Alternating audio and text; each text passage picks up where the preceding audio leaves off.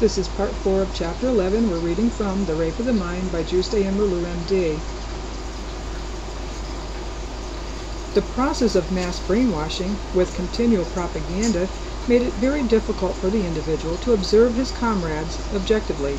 In such surroundings, it is easy to make an innocent scapegoat for all the suffering of the group, and facts can easily be hallucinated in such an atmosphere of mass contagion.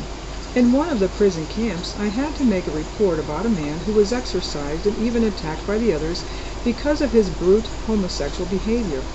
During the investigation, no fact, no victim could be reported. Rumors there were plenty, expressing hatred toward a lonely, sarcastic, unsocial being who had aroused the latent homosexual feelings of the other campers, thereby attacking their manliness.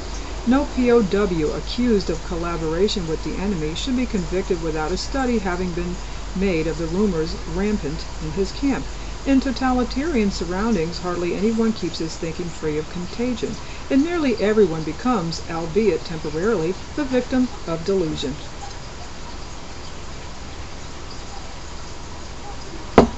The danger of mental contagion. Indeed, there is a continual danger of mental contagion. People are in constant psychic exchange with one another. As a country, we have to ask what dangerous mental pollution may come to us from the other side of the border. Let me make it crystal clear that I am far from insensitive to the danger of totalitarian subversion and aggression with which we are now faced. My own experiences with the Nazis made it painfully obvious to me that these dangers must not be minimized. As a psychologist, too, I am deeply aware of the contagious nature of totalitarian propaganda and of the fact that free citizens in a free country must be on their guard to protect themselves. But we must learn to fight these dangers in democratic ways, and I am afraid that too often in our fight against them we may take a leaf from the totalitarian book. Let me cite one example of this. The Feinberg Law in New York State, enacted in order to protect children against the dissemination of dangerous political propaganda, is partly based on this concept of mental contagion. It aims to protect the schools against the subtle infiltration of subversive ideas. It seems at first sight like a simple solution. You just stop subversion before it can affect the impressionable minds of our children. But the fact remains that it presents all kinds of psychological difficulties. In our fear of being polluted, we create norms and schemes against which we measure the acceptability of unorthodox ideas, and we forget that the presence of minority ideas, acceptable or not, is one of the ways in which we protect ourselves against the creeping growth of conformist majority thinking in us. U.S. Supreme Court Justice Hugo Black, in his dissenting opinion on the Feinberg Law, made this point. There is another of those rapidly multiplying legislative enactments which make it dangerous to think or say anything except what a transient majority happens to approve at the moment. Basically, these laws rest on the belief that government should supervise and limit the flow of ideas into the minds of men. The tendency of such governmental policy is to mold people into a common intellectual pattern. Quite a different governmental policy rests on the belief that government should leave the mind and spirit of man absolutely free. Such a governmental policy encourages varied intellectual outlooks in the belief that the best views will prevail. This policy of freedom is, in my judgment, embodied in the First Amendment and made applicable to the states by the 14th. Because of this policy, public officials cannot be constitutionally vested with powers to select the ideas people can think about, censor the public views they can express, or choose the persons or groups people can associate with. Public officials with such powers are not public servants, they are public masters. We cannot prevent one mental contagion through enforcing another. The only way we can give man the strength to withstand mental infection is through giving him the utmost freedom in the exchange of ideas. People have to learn to ask questions without demanding that they be answered immediately. The free man is the man who lives to learn with problems in the hope that they will be solved sometime, either in his own generation or the next. Man's curiosity and inquisitiveness have to be stimulated. We have to fight man's growing fear of thinking for himself, of being original, of being willing to fight for what he believes in. On the other hand, we also have to learn to resist ideas. Governments may be overthrown not only by physical violence, but also by mental violence.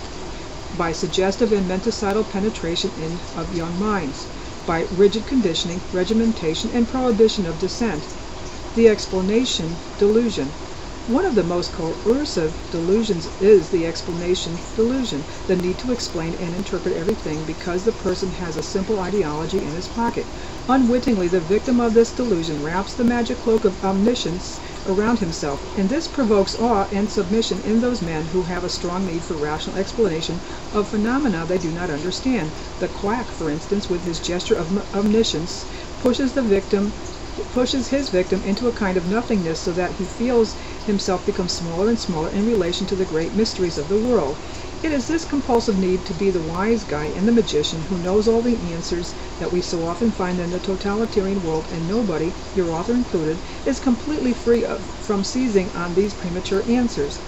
It is among the intelligentsia, and especially among those who like to play with thoughts and concepts without really taking part in the cultural endeavors of their epoch, that we often find the glib compulsion to explain everything and to understand nothing. Their retreat into intellectual isolation and ivory tower philosophy is a source of much hostility and suspicion from those who receive the stones of intellectualism instead of the bread of understanding. The intelligentsia has a special role in our democratic world as teachers of ideas, but every teaching is an emotional relation, a matter of loving your students. It is a moving among them and taking part in their doubts in order to share together the adventure of common exploration of the unknown. Paradoxically, we may say that we need the experience with the totalitarians if only to discover a reflection of the rigidities in our own democratic system. The liberation from magic thinking. In our Western civilization, the growth of the mass media of communication has increased the influence of collective pressure on both our prejudices and our unbiased thinking. We live in a world of constant noise which captures our minds even when we are not aware of it. Already we have in our society the problem of the lonely, unheard voices. I am convinced that there are many wise men among us whose voices and learning would help us to correct that part of our thinking which is delusional. But their wise words are shouted down by an excess of noise from elsewhere. In our society, a man cannot simply communicate his wisdom and insight anymore. In order to be heard, he has to advertise and fortify it with megacyclic power and official labels. An organization must stand behind him. It must make sure that he will be rightly timed so that there will be listeners to receive his message. He must have an acknowledged label and official diploma, otherwise his voice is lost. To correct mass delusion is one of the most difficult tasks of democracy. Democracy pleads for freedom of thought, and to this means that it demands the right of all men to test all forms of collective emotion and collective thinking. This testing is possible only if constant personal and collective self-criticism is encouraged. Democracy must face this task of preserving mobility of thought in order to free itself from blind fears and magic. The clash and mutual impact of a variety of opinions which are characteristic of democracy may not directly produce truth, but they prepare the way. At this very moment, the whole world dances around a delusion, around the magic idea that the material and military power behind an argument will bring us nearer to the truth and nearer to safety. Yet one push of the button and the atomic missiles may lead us all to mutual suicide.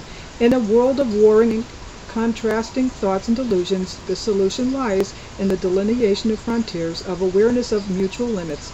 This agreement on what it is we disagree about is the first step to understanding. And that ends chapter 11, and we'll be seeing each other in chapter 12. Technology Invades Our Minds. That's the name of the chapter, and it doesn't look to be a very long chapter. See you there.